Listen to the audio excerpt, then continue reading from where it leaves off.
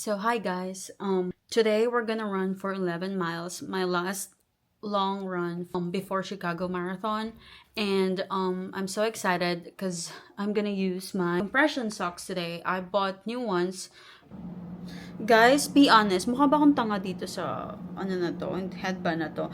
Hindi ko talaga alam kung kung okay lang yung itsura ko, but I wanna protect my ears from cold.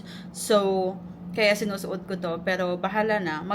Yun yung purpose. So, kung mukha akong tanga, just comment down below. After this long, natatawa talaga ako sa itsura ko. Masyado bang malapad? Masyado ba siyang malapad? Okay, anyway, after this long run, I only have 3 short runs in between or before Chicago. I will do Pilates workout na lang. It's just gonna be 2 hours, 2-hour run. So yeah, bye! So I'm just walking sa start line ko.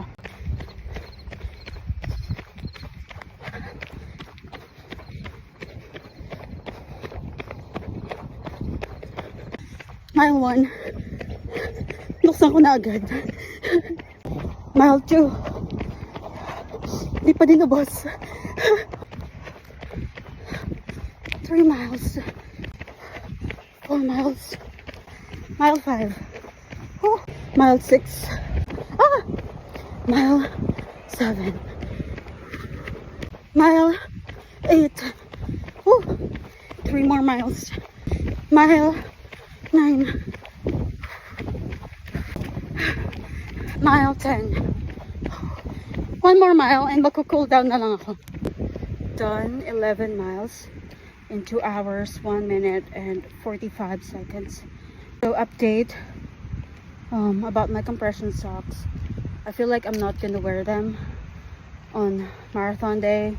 Kasi bago siya eh. So yung sinuot ko ng last half marathon ko, baka yun na lang muna isuotin ko ulit. There's compression socks din but not too tight. So yeah.